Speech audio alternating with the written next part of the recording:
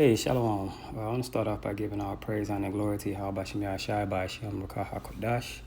Double honors to the apostles and elders of Great Millstone. Peace and blessing to you, brothers, pushing this truth throughout the four winds. This video is going to be entitled False Preachers. So,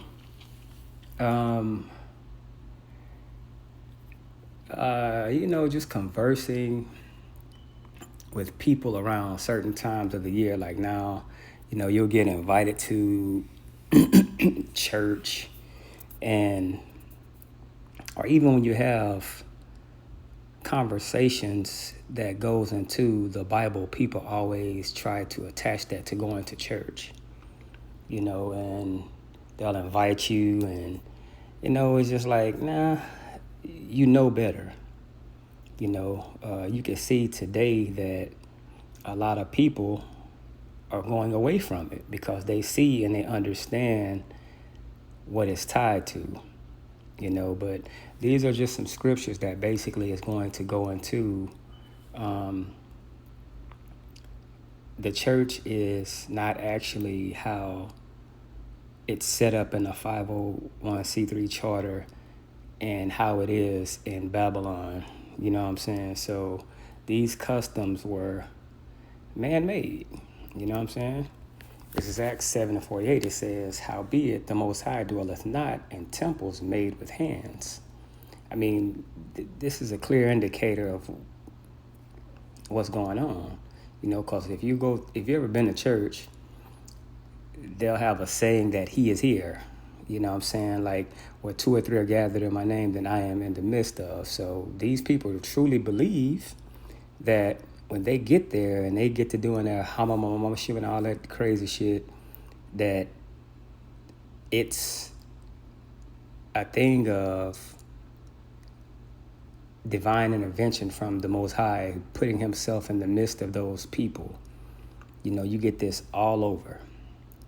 And I mean, I think we've all fell victim to this, as saith the prophet, "Heaven is my throne and earth is my footstool. What house will ye build me, saith the Lord? Or what is the place of my rest?" So the Lord is basically saying, I'm bigger than that. You're not going to limit me to a building that some men built with their hands. And then on top of that, if the Lord's energy and power was truly here, we wouldn't be living. Energy is everything, and that vibration, that energy would be too strong to be consumed by these earthly vessels. Okay? So that's just one. 1 Corinthians 3:16. Know ye not, 1 Corinthians 3:16, Salakia, know ye not that ye are the temple of the Most High, and that the Spirit of the Most High dwelleth in you? So, that Spirit of the Lord, because the Spirit of the Lord is attached to everything, okay? Trees, because the Spirit of the Lord is life, okay? It's life. So, when you see trees flourishing, you see animals, like that's all tied to Yahweh Bashim Yahushai, because it all falls under the will of Yahweh Bashim Yahushai. Everything is controlled by the Lord, okay? That's why He's known as the Most High, okay? Nothing has free will to do what it wants to do, okay? So the Spirit of the Lord dwells in you, and it dwells in everything, the ocean, fish. Like the ocean has bounds to where it can go. It's a cutoff point. Who you think controls that? Okay? Matthew 7:22. Many will say to me in that day, Lord, Lord, have we not prophesied in thy name? Where do you see this at? Churches. I'm prophesying that a financial blessing. I just seen this recent Christian idiot get on and say the first person that comes and drops off $10,000 on this altar, the Lord's going to make you a millionaire. And lo and behold, guess what happened? It's crazy. You know, they've taken everything and made it about financial gain. Gain is not godliness in this sense. Okay, but Christianity is a drug that needs to be studied. Seriously. Okay. And in thy name have cast out devils, and in thy name done many wonderful works. And then I will profess unto them, I never knew you. Depart from me, ye that work iniquity. So the Lord is calling these things sin. You done things that was wicked. Saying that you're prophesying in my name, you're casting out demons in my name. First of all, you don't even know my name. You know, so doing all these things deceitfully and getting paid for it, you know, it basically, he's like, you're going to get what's coming to you. Okay? So it doesn't benefit you to be doing these things falsely. Colossians 2:8. Beware lest any man spoil you through philosophy and vain deceit. Vain means pointless. You're being deceived and you're getting nothing out of it. You think about this. You'll see that old woman when you went to church, she'll give her last. And that money was for bills. And you'll catch her calling around asking for a favor from a family member to get her light bill on because to keep her lights on because she gave her last bit to this man up here pimping her for her money. You know, that's vanity because you get nothing out of it. You know, you were deceived through philosophy. This man threw up this story of XYZ and gullible people fall for it. Mainly women. Okay? It says, after the tradition of men. So these things, as they go on so many years, it becomes a custom and tradition to follow. My grandmother did it. Her grandmother did it. Now it's a legacy. If everybody in your family was Baptist, guess what? You're going to become Baptist. And that's just over time. And it's a philosophy that's stuck. You know, Christianity is a drug, man. And this shit is crazy. You know, just talking to people, it's like, what the... You wonder, like, how are you so deep in? And that just lets you know that the Lord, he put them in a trick bag. You know, he allowed them to be in that trick bag. That's why some of them, you can't help them. You're wasting your time. It is a waste of breath to talk to some people in Christianity. You can do it for the sake of getting the word across. But when I tell you some of these people are too far gone, they are gone. Okay? Let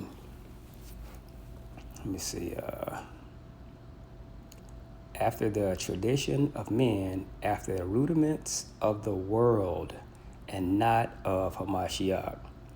So they're following what looks suitable to everyone else. That's why it says, take the straight and narrow, for broad is the way that leadeth to destruction. Broad means every which way. That's why you have so many different religions. Because it's a broad way. The straight way is the way of Yahweh Shem Yahushai. And not too many are going to enter in that way because they don't know that way. It's like it doesn't suit the traditions of the world. That's why a lot of people will look at Israelites today preaching the word and what's oh yeah, just some niggas. You know what I'm saying? And it's frowned upon. Simply because it's not a traditional thing. You know, when you lose your heritage and somebody passes you what they deem to be your heritage, what happens? You're going to follow what's common and known. That's why when the Lord woke up his prophets, they heard that voice and it resonated immediately. It's like, this is what I'm supposed to be. You know, everybody can't do that. Everybody can't hear their voice, you know? So this is Isaiah 29:13. Wherefore the Lord said, for as much as this people draw near me with their mouth and with their lips do honor me, but have removed their heart far from me, removed their mind far from me. Like Jake they really want to know the real, but when it comes with you can't do this, you can't eat certain things, or getting lineups, or just simple things, tattoos, then what happens? That's limitations. That don't sound like freedom of the spirit.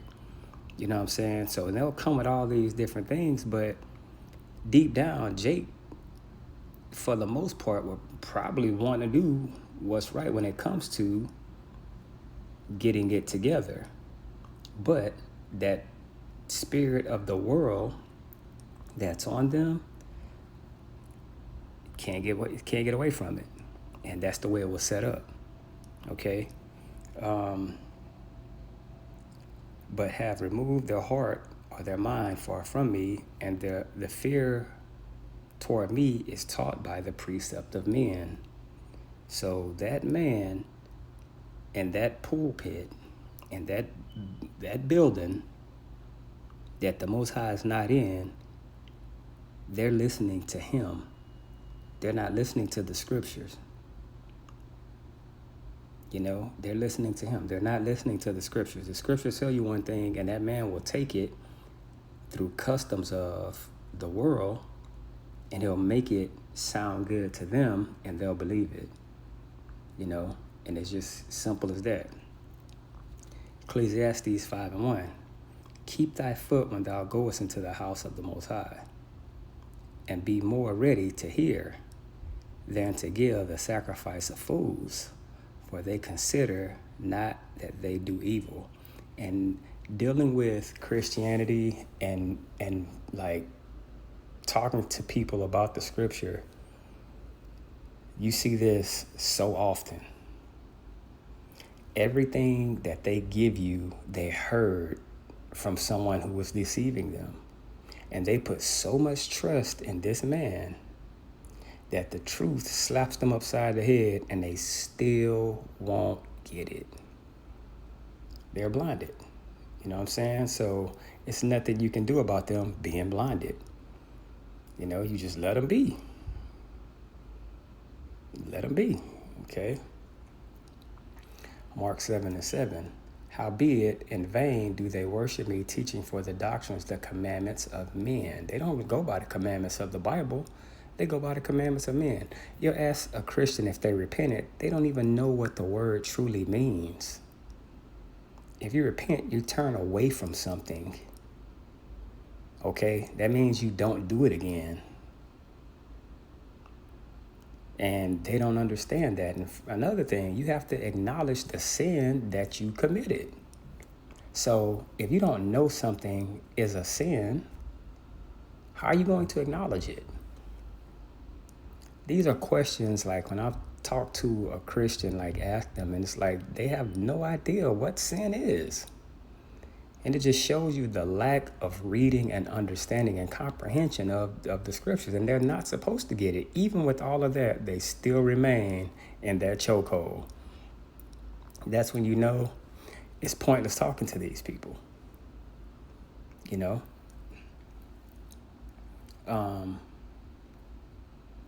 For laying aside the commandment of the Most High, ye hold the tradition of men, as the washing of pots and cups, and many other such as things ye do. So these traditions, my grandmother did it, her grandmother did it, and so on and so forth. And as you're a child and you first see and remember anything about going to church, it was with your grandmother, you know, or it was with your mother. You know, and you see that, and they think that what they're doing is they're giving you some concrete, solid foundation by bringing you to that church. To where when you get older, you're going to do what? hold those same traditions to your children. And that's where the stumbling block is. Okay. 2 Timothy 11 and 13. For such as false prophets, false apostles, deceitful workers, transforming themselves into apostles of Hamashiach. Look at that. So it's a spirit put on these men to where they look the part. They'll come dressed a certain way, speaking a certain way, and by them doing that, they look like, well, God or the Most High is actually with this man. Look at the success he has. Look at how he makes me feel when he speaks. That's why it's a terrible thing to fall into the hands of Yahweh Shem Yahushua, man. Because if you have that block on your mind to where you believe those things, man, you are fucked.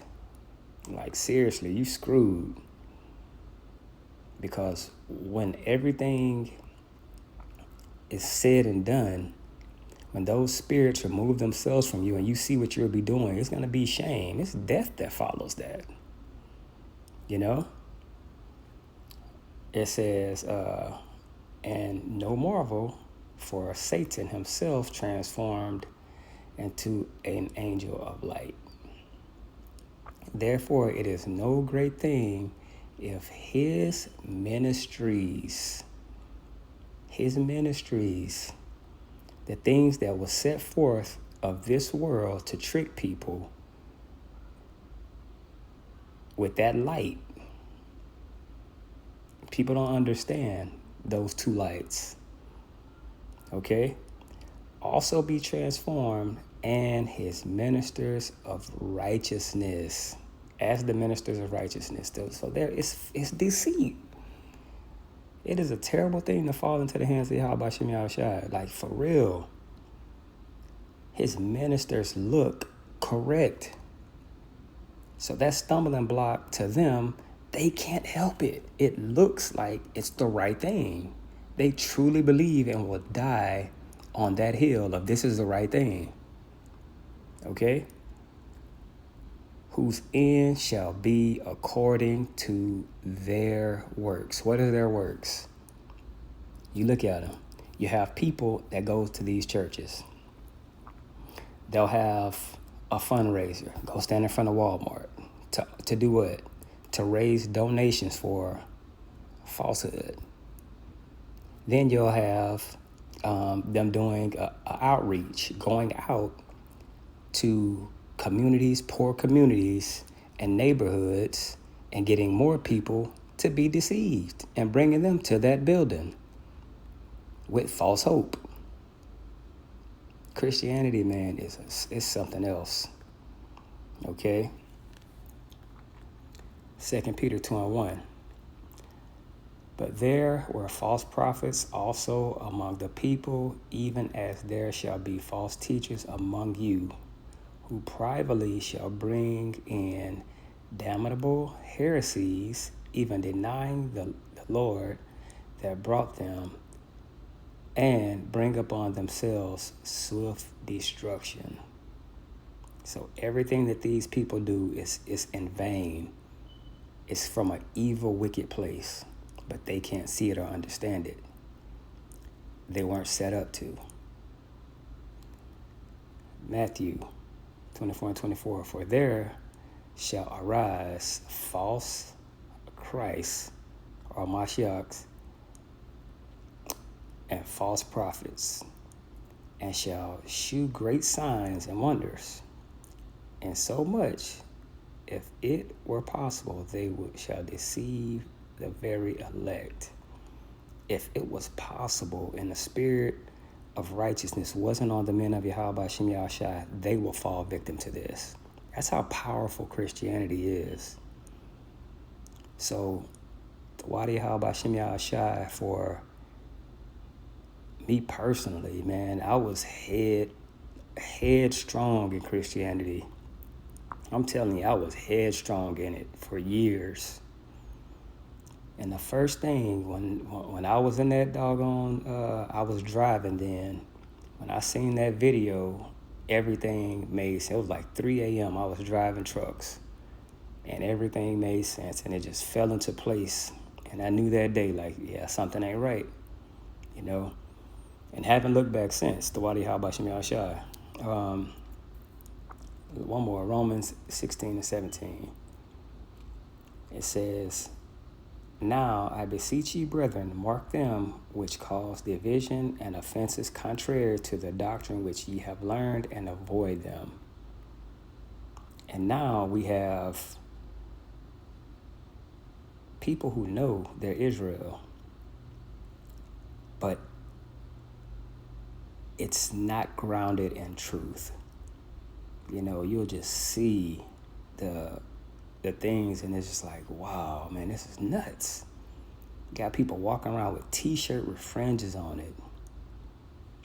Like I was training a client, and it was this guy walking around in the gym, and he was like working out. He had a t-shirt on with fringes. I went up to him and talked to him, you know, and he was fairly new. And he was basically trying to tell me, like, where are my fringes on my t-shirts? And I went through some verses with him, and it was just like, bro, these people are, oh my goodness, man. It just makes no sense. But you see those, that's why I says mark them, you know. So from here on out, like, if I ever saw him, I'll know, you know, I'll say what's up to him, but that's as far as it goes, you know. It said avoid them, because you know you're wasting your time talking to them.